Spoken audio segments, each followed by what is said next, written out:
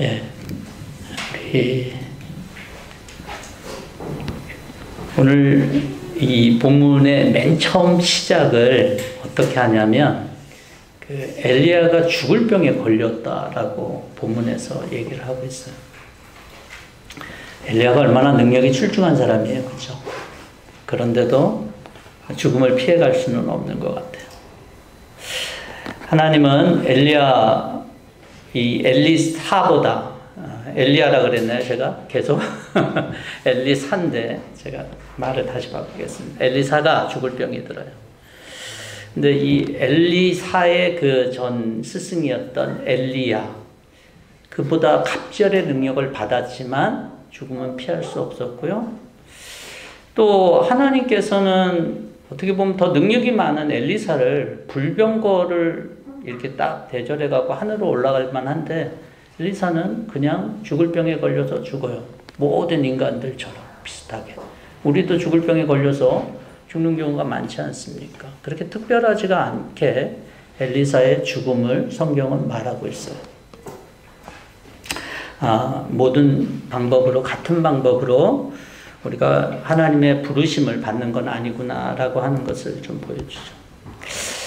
엘리사에 대한 얘기를 조금 더 하면, 여러분, 죽은 선지자 생도의 아내에게 마르지 않는 기름병을 치우는 그런 역사도 있었고, 또 수넴 여인 아이를 살리는 그런 독이 든 국을 해독시키는, 보리떡과 채소로 100명을 먹이는 그런 일도 있었고, 또 도끼자루가 물 위에 올라오는 그런 일들도 있었고, 또 우리 지지난주에 설교했던 것 나만 장군을 그 문둥병을 고치는 그런 기적도 있었고, 여호람 때는 모압 군대를 이렇게 한꺼번에 눈을 멀게 해서 이렇게 사마리아 성에 포위케 하는 그런 일들도 있고, 참 많은 행적을 기록했어요. 그것이 열왕기가 시작하면서부터 이 땅 하면서 시작된 내용들이 바로 엘리사에 대한 얘기예요. 그런데 열왕기가 9장에서 마지막에 예후에게 사환을 시켜서 예후가 왕이 될 것을 얘기한 다음부터 이 지금 13장 읽은 이때까지 그냥 조용합니다. 엘리사에 대한 얘기가 없어요. 그 엘리사의 이름으로. 보통 엘리사는 아합 때부터 있었으니까, 엘리야와 같이 함께 있었으니까 아합 때부터 지금 여호하스, 여러분 이 여호하스라고 하는 왕은요, 개역성경은 요아스라고 하는, 요아스, 여호하스 이 같은 말이에요. 같은 말인데, 그래서 우리 개역성경은 요아스라고 되어 있어요. 그래서 개역성경은 킹제임스 쪽을 따라서 또 킹제임스에도 요아스라고 되어 있고, NIV에는 요하스라고도 얘기를 하죠. 어쨌든 이 사람이 같은데, 이때까지 기간을 대략 산출해 보니까 60년 동안 사역을 한 거예요. 엘리사가. 대단하지 않아요? 그런데 그의 죽음은 별다르지 않다라고 제가 말씀드렸잖아요. 엘리사가 그렇게 죽음이 다른 사람과 같지 않아도 죽을 병에 걸렸다 그러니까 그 여호아스라고 하는 이 요아스 왕이, 북이스라엘에 요아스가 있고 남유다의 요아스도 있어요. 여러분들이 이것을 조금 헷갈릴 수도 있는데 유대인들은 이름이 같은 사람이 참 많아요. 그래서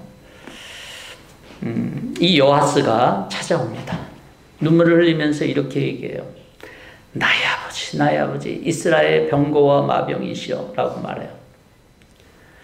여러분, 병거와 마병, 이것은요 한 나라의 병력이나 국력을 얘기할 때 주로 쓰는 말이에요. 그래서 사무엘상에서 보면 블레셋이 올라올 때 이렇게 얘기해요. 병거가 3만이요 마병이 6,000명이요. 다윗이 아람 병거를 칠 때 병거 700대와 마병 4만 명을 죽였다고 그렇게 얘기해요. 그러니 이 이스라엘 병거와 마병이 뭘까라고 했을 때 이것은 뭔가 국력과 또는 병력과 관련되는 일을 엘리사가 했던 것 아니겠는가라고 우리는 볼 수가 있는 거죠. 여호아스의 바로 위에 왕이, 이름도 어려워. 여호아하스, 비슷비슷하면서 여호아하스. 근데 여호아스 때 어땠냐? 늘 시리아, 아람이라고, 여러분 개역 성경에 아람이 시리아예요. 근데 이 시리아로부터 늘 공격을 받았어요. 이게 여호아스가 국력이 컸다면 모르겠는데 여호아스가 늘 이 시리아한테 고생을 당합니다. 맨날 두들겨 맞는 거예요, 말하자면. 남은 게 얼마냐면, 오늘 우리가 읽지는 않았지만 여러분 성경을 갖고 계시면, 우리가 이제 이 PPT가 있어갖고 사실 성경을 잘 꺼내지 않는데 성경을 보시면요, 그 바로 위에 7절에 보면 당시에 여호아스가 갖고 있었던 병력이 어느 정도였냐면 마병 50과 병거 10승. 그래서 그 앞에 부사로 이렇게 표현하고 있어요. 불과 마병 50과 병거 10승.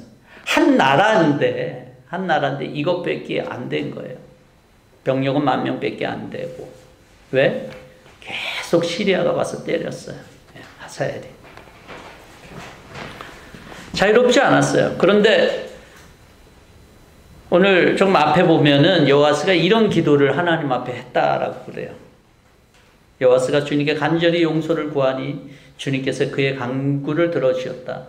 이스라엘이 시리아 왕의 억압으로 고난을 받고 있음을 보셨기 때문이다. 저는 여호아스를 성경은 계속적으로 하나님께 악한 일을 행했다라고 하는 여호아스 아버지, 그렇게 표현하고 있거든요. 그 사람이 무슨 기도를 했길래 하나님께서 이렇게 들으셨을까라는 생각이 들어요. 근데 아마 모르긴 몰라도 당시에 있었던 엘리사가 그 역할을, 우리가 예전에 그 시리아가 들어왔을 때 그들을 사마리아의 포로가 되게도 한 그런 기적도 있었기 때문에 그런 일들을 엘리사가 하지 않았을까. 그래서 이 엘리사에 대해서 아버지 그러면서 이스라엘의 마병과 병거라고, 그렇게 병거와 마병이라고 이 여호아스가 말하지 않았을까라는 생각을 해요. 여하튼 엘리사가 죽어감에 대한 안타까움으로, 또는 이 그동안 엘리사가 해놓은 일들이 있는데 이 엘리사가 없으면 조금 두렵기도 했을 거예요. 그래서 한 고백인 것 같은데, 근데 성경 전체를 보면요, 이런 이 고백과 이 여호아스 왕의 신앙은 별개였다라고 하는 것을 보게 됩니다. 제가 좀 전에도 말씀드렸잖아요. 여호아스 그 아버지가 하나님께 간구하니까 하나님께서 그 시리아 손으로부터 구원해 줬어요. 그때 자기가 어렸을 거예요, 그렇죠? 그걸 봤을 거라고. 그런데도 이런 고백은 할 수 있었지만 여호아스도 동일하게 성경은 뭐라고 표현하고 있냐면, 주님 앞에 주님 보시기에 악을 행한 왕으로, 여로보암의 길을 걸은 왕으로 표현하고 있다는 거예요. 전 여기에서 뭘 보냐면요, 주님의 특별한 능력을 경험하거나 주님의 특별한 하나님의 그런 영적 지도자가 있더라도 사람의 마음은, 사람의 믿음은 이건 별개구나 라고 하는 것을 보게 됩니다. 여러분, 우리는 보통 그런 생각하잖아요. 하나님이 특별하게 내게 역사하신다라면, 누군가 영적인 신령한 지도자가 나를 인도한다라면 우리는 특별한 신앙을 갖게 될 거라고 하는 그런 생각을 갖게 되는데, 오늘 본문을 보면 꼭 그렇지만은 않다라는 생각을 하게 되죠. 당시에 엘리사가 그런 역사를 행했던 것들을 봤던 사람들도, 그 역사의 현장에 있었던 사람들도 변하지가 않았어요. 아합도 안 변했고, 요람도 안 변했고, 예후도 안 변했고. 예후 같은 사람은 종교 개혁을 했던 사람이잖아요. 주님 보시기에 악을 행하여, 이렇게 표현하고 있어요, 계속. 여호아스도 똑같고 여호아스도 똑같고. 여러분, 당시에 엘리야가 있을 때는요, 선지자 그룹들이 있었어요. 선지자 학교라고 하는, 지금으로 말하면 신학교가 있었던 데예요. 이스라엘 역사 속에서 그러한 때가 없었습니다. 보통 하나님이 예언자를 보내면 1명, 2명 이렇게 보내는데, 물론 선지자에 대해서 정확한 이름에 대해서 그 규모와 이런 것들에 대해 성경은 얘기하고 있지 않지만, 엘리야가 엘리사를 같이 마지막 했을 때 선지자 생도 50명 정도가 있었다 그러니까 꽤 규모가 있지 않았겠어요. 그들이 어떤 상황에서 구원을 받았다고요? 완전히 깨지는 상황이에요. 그런데도 하나님께서 그 시리아 손으로 구원받았던 사람조차도 주님 보시기에 악을 행했다라고 하는 것이 성경의 평가였어요. 그러니 하나님의 특별한 구원의 역사, 아무리 위대한 영적인 사람이 있더라도 하나님을 마음으로 떠나려고 하는 인간의 마음을 돌이키는 것은 정말 어려운 거구나. 우리의 인생은 진짜 하나님을 향하여 간다는 게 진짜 어려운 거구나 라고 하는 것이 오늘 본문을 통해서 발견하게 됩니다. 여러분, 그렇다면 저와 여러분들이 내 마음속 깊은 곳에서 하나님을 향한 마음을 내가 가질 수 있다는 것, 이건 굉장한 큰 기적일 거예요. 예수를 믿는다는 것은 정말 기적입니다.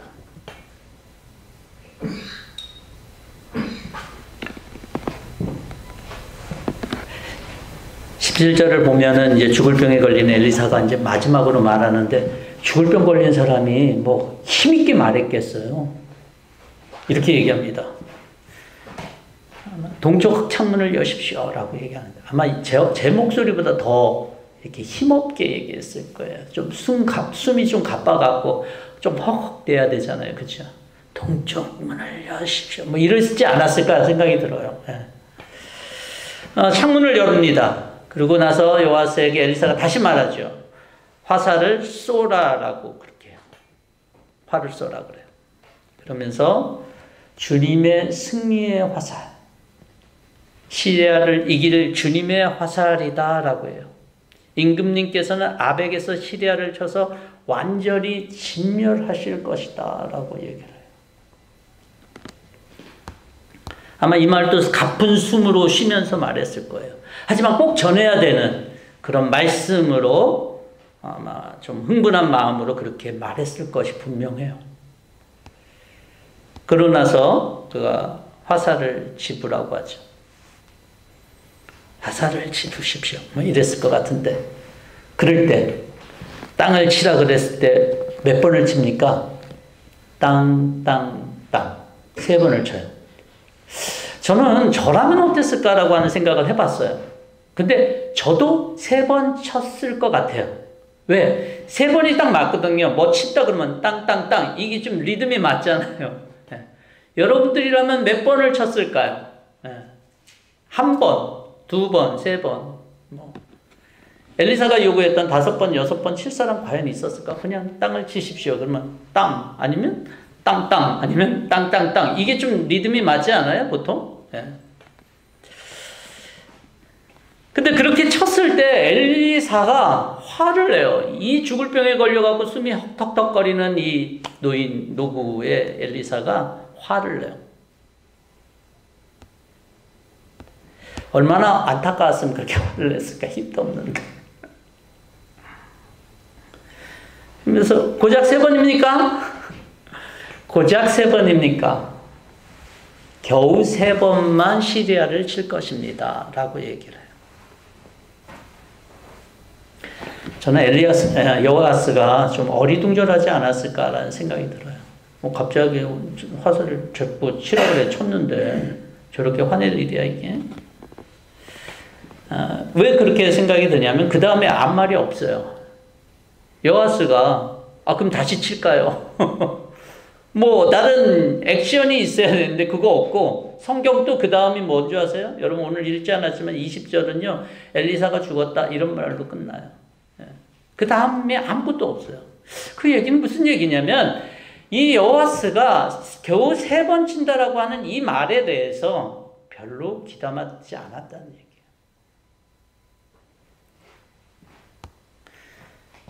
활을 당겨 쳤는데 거기에 화살에 승리의 화살이고 주님의 화살이고 시리아를 완전히 진멸할 것이라고 하는 그 말에 대해서 여호아스는 별로 생각이 없었던 것 같아요.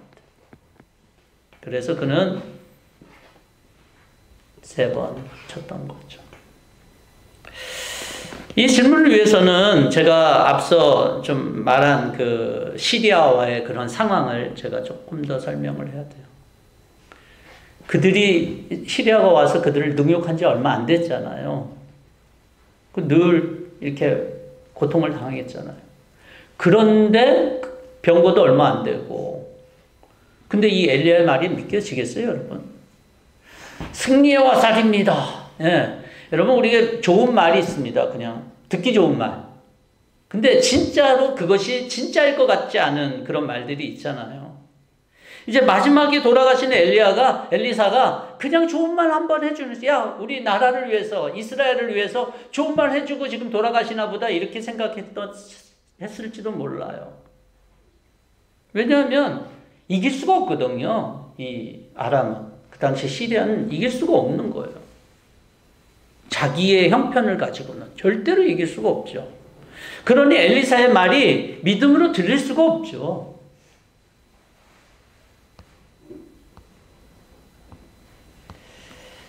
시리아를 완전히 진멸해? 이거는 말도 안 되는 거죠. 근데 객관적으로 보면 그래요. 인간적으로 보면 그래. 근데 25절, 저와 여러분이 읽지는 않았지만 25절 맨 마지막으로 보면 이렇게 하사엘의 아들 베나다 때에 엘리사의 말대로 이 요아스가 3번 시리아를 무찔른다라고 하는 기록이 나와요. 그리고 자기의 성읍들을 찾아왔어요. 아마도 그때 요아스는 이때 말이 생각났을 거예요. 엘리사의 말을. 그때서야 아마 심각하게 생각했을 거예요. 아, 그때 그래서 그랬겠구나. 이루어지지 않았을 때는 아마 이건 말도 안 되는 얘기인데 이걸 어떻게 믿어요, 여러분? 여러분이랑 믿을 수 있겠어요? 저는 제가 그 상황이 들어가도 그냥 인간적으로 믿기가 참 쉽지 않은 상황이라는 생각이 들어요. 선지의 말을 듣지 않았어요. 믿지 않았기 때문에. 3번 친 것도 그가 진짜 첫 번째 이걸 승리의 화살이고 주님이 시리아를 완전히 진멸할 것이라고 믿었다라면 그는 아마 3번 아니라 더 쳤을 거예요. 왜냐하면 그 맥락이 이해가 되잖아요. 승리의 화살 이게 치는 거하고 다 같이 맥락이 되잖아요. 근데 그것을 같은 맥락으로 보지 않고 그냥 지나가는 말, 이제 죽어가는 노인이 이스라엘 위해서 좋은 말 한마디 해주는 걸로 들었을 때는 그렇게 심각하게 생각하지 않았을 거예요. 하지만 그의 믿음 없음은 그의 인생과 이스라엘 전체를 바꿀 수 있는, 만약 시리아를 완전히 진멸한다라고 했는데 그 진멸하는 데 있어서 만약 그가 더 두드렸다라면, 겨우가 아니라 고작이 아니라 진짜 그것을 했다라면 믿음으로 그의 인생이 바뀔 수 있는 그런 순간이었잖아요. 그 순간이 자기에게 주어진 기회를 불신으로 모두 날려보낸 거예요. 여러분, 믿음은요 설명이 되어서 생기는 것 아닙니다. 믿음은 모든 것이 다 설명이 되어서 믿는 것이 절대 아니에요. 믿음은 오히려 설명하거나 이해할 수 없을 때가 더 많아요. 그래서 모든 것이 이해되고 설명돼서 믿는 것을, 그건 믿음이라고 성경에서 얘기하고 있지 않지만 굳이 말한다면 그건 수긍이에요. 수긍. 수긍과 믿음은 달라요. 하지만 성경은 믿음을 요구합니다.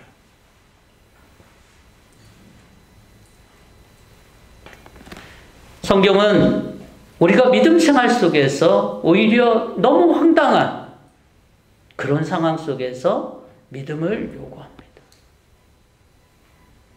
그렇지만 그 믿음이 이 요아스가 가졌던 자신의 인생을 바꿀 수 있는 기회가 됐던 것처럼 저와 이 믿음, 저와 여러분들이 하나님께 대한 이 믿음은 나의 인생과 나의 모든 것을 바꿀 수 있는 기회가 될 수 있는 거죠. 그래서 예수님이 이 땅 가운데 우리에게 믿음을 얘기했고 우리에게 이 모든 것들을 다 이해시키려고 그러지 않았어요.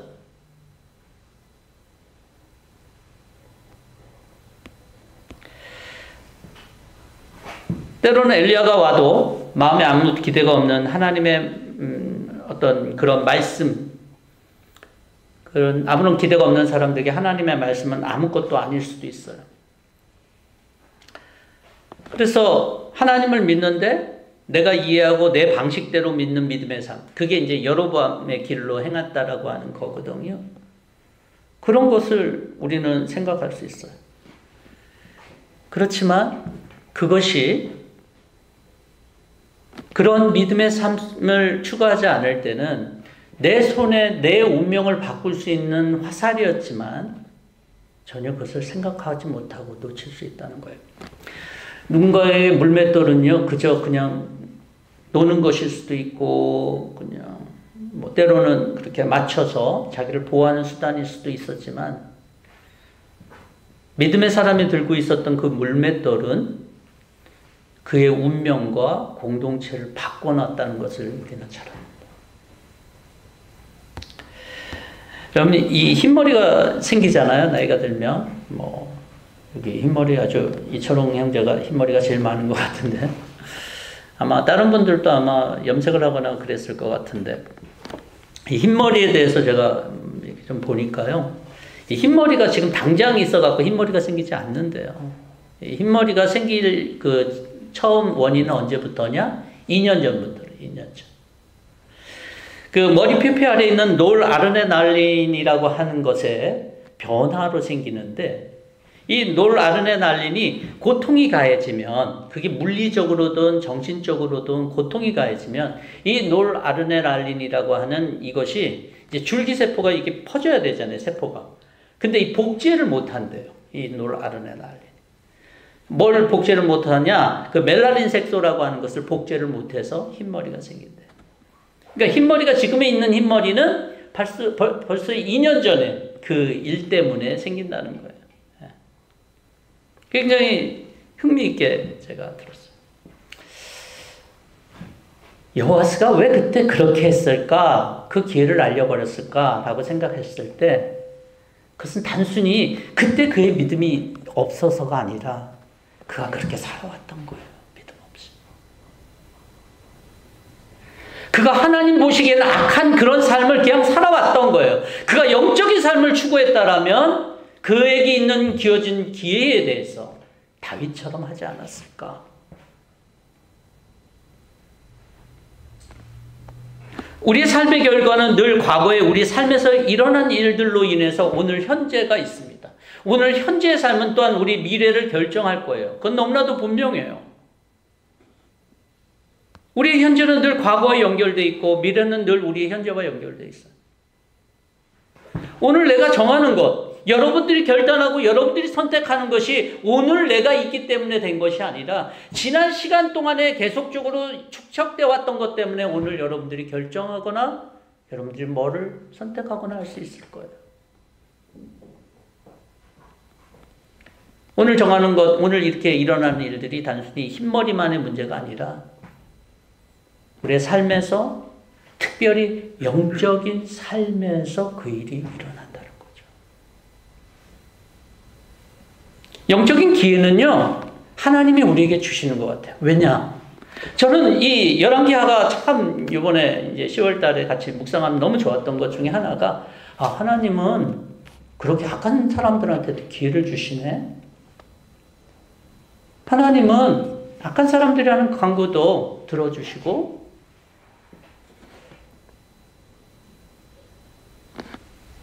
예. 그렇다 그러면 나도 여러분들 목사로서 이렇게 있지만 제가 얼마나 대단한 사람이겠어요. 저를 알고 보면 여러분들도 실망할 게 많을 거 아니겠어요? 근데 하나님은 그런 우리들에게도 늘 기회를 주시는 그런 하나님이시다라고 하는 것을 열왕기하는 계속적으로 알려주고 있는 거예요. 그런데 하나님은 그런 기회를 우리가 주고 그다음에 그걸 선택하기 원하는데 우리가 그걸 제대로 선택 못해요. 왜? 내 삶의 여정이 늘 하나님을 바라보는 삶이 아닐 때는 이 기회를 놓친다니까요. 내 인생을 바꿀 수 있고 내 인생이 복이 되고 또 어떻게 보면 공동체를 지킬 수 있거나 변화시킬 수 있는 기회조차도 놓치게 된다라고 하는 것입니다. 여호아스가 승리 화살을 외면했던, 그래서 겨우 3번밖에 치지 못했던 이유가 그의 신앙과 믿음의 결과인 건 분명하지만 어쩌면 그의 지난 시간 속에서의 영적인 삶이 훈련되어 있지 않았기 때문에 오는 당연한 것이다라고 하는 거예요. 그럼 오늘 우리가 세상에서 아까 우리 나오는 집사님 기도했지만 이 세상이 혼탁하고 어려운 건 우리가 다 알아요. 어떻게 우리가 살아가겠냐는 거. 우리가 어떻게 여기서 승리할 수 있고 어떻게 승리의 기회를 우리가 가질 수 있는가. 이거는 여러분뿐만 아니라 저에게도 하는 질문이에요.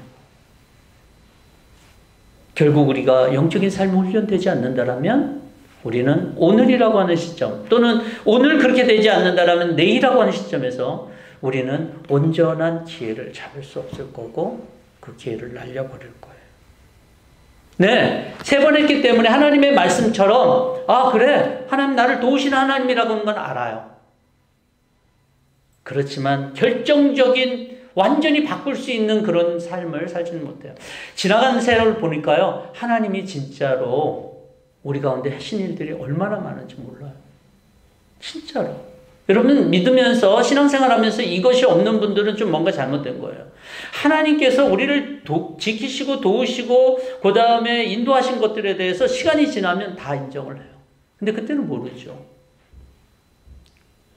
제가요 20살 때 되면 20살 때나 뭐 이럴 때 보니까 지나간 10살 때 이렇게 보니까 참 10살 때 그 참 바보 같은 일 많이 했다 이런 생각이 들었어요. 어리석었다. 한 40살쯤 되니까 한 20살 때 그때 그렇게 좀 어리석게 했네. 50살 돼서 40살 때 그 지난 시간을 어리석다라고 생각하고 판단했던 그 시대를 돌아보면 또 그 시대가 어리석은 것 같아요. 나이가 들어갔고 돌이켜보면 내가 그때 그 전을 돌아보면서 좀 어리석었네 바보 같았네 했던 그 시간이 지나고 나면 또 어리석은 거예요. 어떻게 보면 우리는 늘 바보 같은 존재인데 우리의 선택이나 우리의 결정이나 이런 것들이 정말 올바를 수 있을까요? 그래서 하나님께서는 우리에게 믿음의 삶을 얘기하는 거예요. 그리고 믿음의 영적인 삶을 계속적으로 훈련하면서 나가기를 원하는 거예요. 우리는 뭔가 단 한 번뿐인 것들을 많이 생각합니다. 여러분 예수님께서 이렇게 말씀하셨어요. 누구든지 이 산더러 들려 바다에 던지라 하면 그 말하는 것이 이루어질 줄 믿고 마음에 의심하지 아니하면 그대로 되리라. 이것이 단번에 됩니까? 우리는 많은 경우에 단번에 이런 일들을 생각하고 있어요. 아니에요. 이 일이 그런 정말 결정적인 것들이 되기 위해서는 내가 주님 안에서 이루어진 영적인 삶의 훈련들이 영적인 과정들이 있어야겠죠. 하나님의 절대 주권을 이거를 거부하는 게 아니에요. 하나님의 절대적인 주권을 하나님께서는 역사하시고 사람들을 살리시기도 하고 죽이시기도 하지만 사람들이 그것에 순종해야 되고 인간의 그런 책임들이 필요해요. 사도행전 27장에 보면 여러분 바울이 일행들이 배를 타고 가다가 파선이 돼요. 유라굴라에 의해서. 사람들이 이제 절망을 가지고 있습니다. 그리고 이제는 죽겠구나라고 다들 생각했어요. 여러분 맞죠? 네. 근데 바울이 염려하지 말라고 백부장한테 여기 있는 사람 한 사람도 안 죽어. 그런 얘기를 했어요. 지난밤 하나님께서 내게 말씀하셨다는 거예요. 그렇죠? 그럼 우리는 하나님께서 그렇게 하셨으니까 그런 믿음을 가질 거 아니에요. 그렇죠? 바울은 그런 믿음을 가졌어요. 그런데 그때 무슨 문제가 생겼냐면 뱃사공들이 몰래 배가 이제 파손될 줄 아니까 몰래 어떻게 하려고 그래요? 거룻배를 띄우려고 그래요. 그때 심각하게 얘기합니다. 바울. 저 사람들 나가면 이제 한 사람도 못 산다 라고 얘기를 해요. 여러분 여기에서 우리 이상하지 않나요? 거룩배 떠나갖고 그 사람은 그 사람대로 사는 것이고 하나님 살리겠다 그랬으니까 이 사람대로 살리면 되는 거잖아요. 근데 하나님은 그렇게 얘기를 안 하셨나 봐요. 그러면 하나님에 대한 말씀에 대한 믿음은요, 반드시, 믿음을 갖고 있는 사람들의 그런 믿음대로 하나님 반드시 이루어져요. 그래서 말씀대로 이루어진다라고 하는 거예요. 그건 분명해요. 그렇지만 우리는 그 말씀에 순종하려고 하는 영적인 과정들이 있어야 돼요. 그래서 하나님의 주권을 무시하는 게 아니에요. 매일의 삶 속에서 우리는 하나님의 말씀을 소망하며 같이 영적인 삶을 살아가야 되는데, 이게 여호와스나 이스라엘 때 문제가 뭔지 아세요? 탁월한 몇몇 사람이 있는다고 해갖고 중요한 게 아니에요. 그 사람이 신앙이 지켜지는 것 같지 않더라고요. 저는요, 이것은 반드시 함께하는 무리가 있어야 된다고 봐요. 성경이 그것을 얘기하고 있어요. 성경이 맨 처음에 아담을 창조하고 난 다음에 하와를 또 잠든 때 또 창조해서 만들어진 공동체가 바로 가정이에요. 가정, 그렇죠? 예. 그리고 하나님께서는 그냥 모세만 구원하지 않고 이스라엘 백성이라고 하는 공동체를 그렇게 만드셨어요. 세우셨어요. 여러분, 시작 때는 어떻습니까? 그냥 한 사람 한 사람 제자를 뽑은 것이 아니라 어떻게 했어요? 제자 공동체를 통해서 교회를 만드셨잖아요. 성경을 면면히 보면 성경은, 우리 기독교는요, 그냥 한 사람이 깊은 영적인 세계에 들어가서 말하자면 뭐 도 닦고 그러는 게 아니에요. 묵상하고 기도하는 것이 중요한 게 아니에요.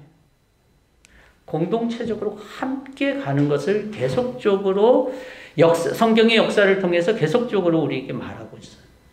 제가 무슨 얘기를 하고자 하냐면, 영적인 삶 이렇게 살아가는 게, 우리 계속적으로 여정을 가는 게 쉽지가 않다는 얘기예요. 어느 누구도 쉽지 않아요. 함께 해야지만 돼요. 함께. 기독교는 공동체적으로 신앙의 길을 걸어가는 거예요. 내가 정말 깊고, 정말 많은 어떤 그런 영적인 유익을 갖고 있는 그런 사람이다라고 하는 걸 자랑하는 종교가 기독교가 아니에요. 하나님의 교회가 함께 그 일들을 해나가는 것이 중요한 것입니다. 히브리서 10장 24절 우리가 잘 아는 말씀인데요.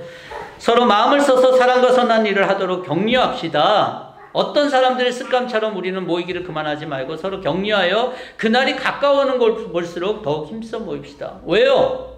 우리 믿음이 한 사람 한 사람이 공동체적으로 더 견고해질 수 있는 길이 거기에 있기 때문에 그래요. 기독교는 절대로 혼자 묵상하거나 혼자 영적인 체험을 통해서 깊이 이루는 것에 대해서 그렇게 지지하지 않습니다. 공동체적인 거예요. 인간은 하나님을 혼자 믿기 너무 힘든 것 같아요. 그래서 가족이 같이 믿는 게 중요하고요. 또 함께, 교회가 같이 함께 하는 것이 중요합니다. 저와 여러분들, 우리 신앙생활 할 때 한 주 동안에 여러분들이 주중에 성도들과 함께 교통하는 시간들이 얼마나 있습니까? 우리가 그렇다고 서로의 삶에 관여하는 얘기가 아니에요. 내가 같이 함께하는 이 성도는 하나님이 내게 주어진 나의 믿음을 지켜줄, 든든하게 지켜줄 사람이다라고 하는 거예요.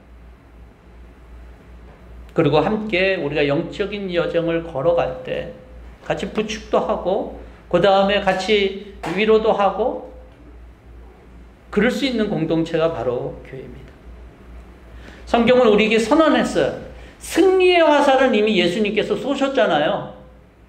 그래서 완전히 박살낼 거라고, 분명히 사망 권세를 이기셨다고 우리에게 선포했어요. 근데 그것을 믿음으로 우리가 여길 때 우리의 삶에 겨우 3번만 치는 것이 아니라 완전히 이길 수 있도록 칠 수 있는 방법은 우리의 신앙의 여정이 계속적으로 될 때 그런 선택을 할 수 있을 거예요. 그리고 그것은 내가 혼자 하는 게 아니라 같이 함께 해야 되는 것입니다. 그래서 지금 옆에 있는 여러분들의 그 옆에 좌석에 있는 분이 여러분들의 신앙을 같이 함께 해나갈 수 있는 굉장히 중요한 그런 친구들이고 영적인 동료들인 것을 기억하고, 그들에게도 같이 함께 나누고 그들과 같이 함께 영적인 여정을 함께 나아갈 때 우리는 하나님이 내게 주신 기회를 결국 잡을 수 있는 그런 순간이 우리 모두에게 올 줄로 믿습니다. 그래서 겨우 3번이 아니라 완전히 물리칠 수 있는, 완전한 기회를 잡을 수 있는 순간들을 저와 여러분들이 또 잡을 수 있는 그런 주의 백성들이 될 수 있기를 주의 이름으로 축원합니다. 같이 함께 기도하겠습니다. 좋으신 하나님 찬양합니다. 오늘도 하나님의 귀한 은혜 속에서 우리의 삶